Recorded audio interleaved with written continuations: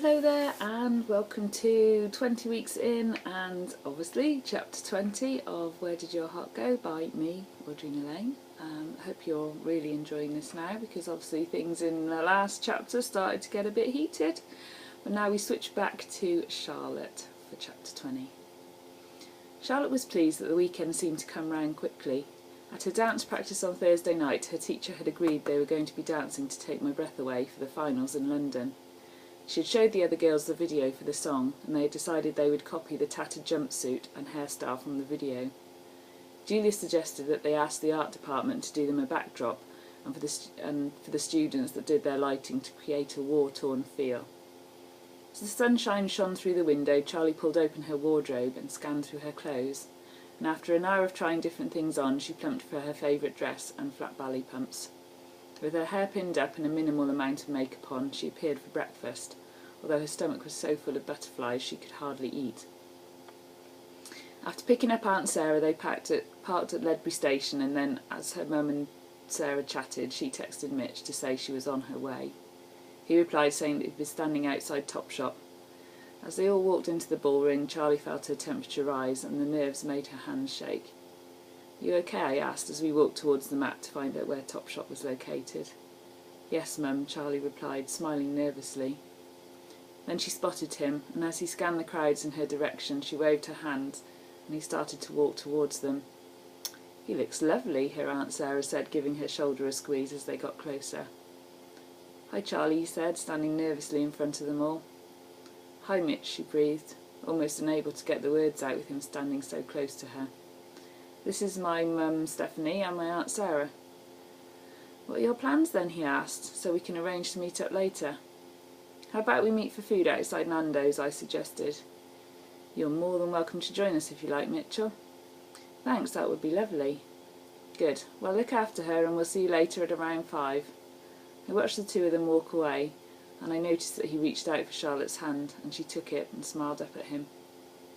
"He seems like a nice guy," Sarah said, as we wandered over to the nearest coffee shop for some sustenance before we took in the shops. "Yes.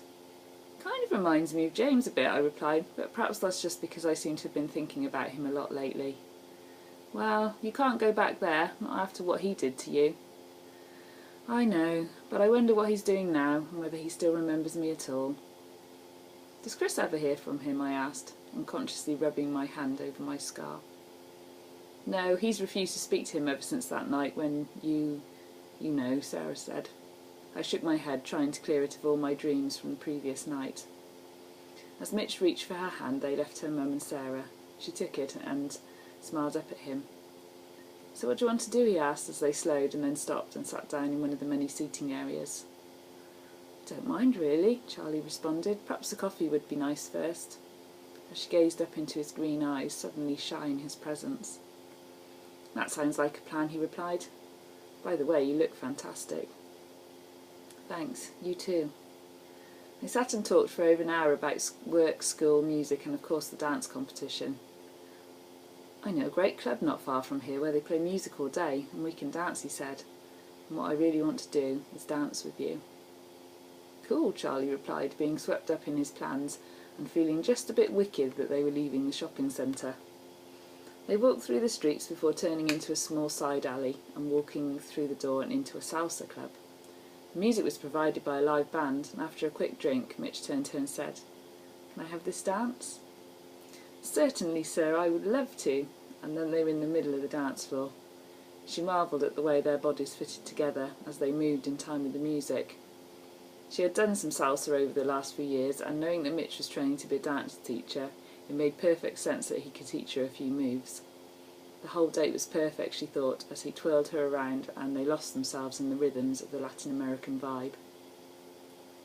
All too soon it turned 4, and they left the dance floor knowing they had to be back in an hour.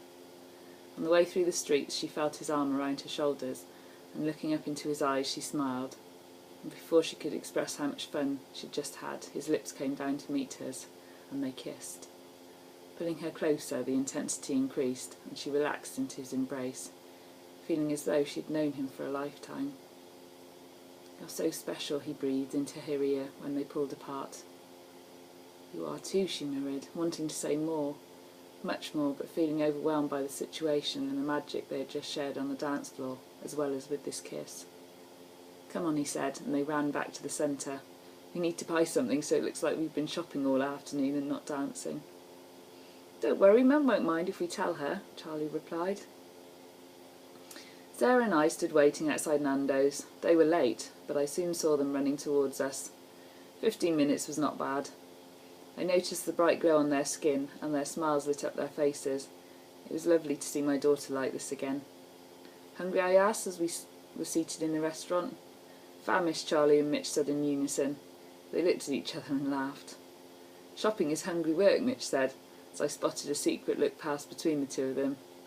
I didn't say anything, not wanting to spoil the happy atmosphere that surrounded us. "Didn't buy much," I replied, noticing there were no shopping bags in comparison to the stack that Sarah and I had accumulated. Nothing I like," Charlie said. "Me neither," Mitch said.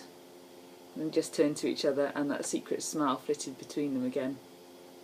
Eventually it was time for us to catch the train. Sarah and I walked off and let them say goodbye in relative privacy in the entrance of the centre as we waited out of sight on the corner. "I had a fantastic day with you." "It was wonderful," she breathed as he pulled her close against his body. "Hope we can do it again soon."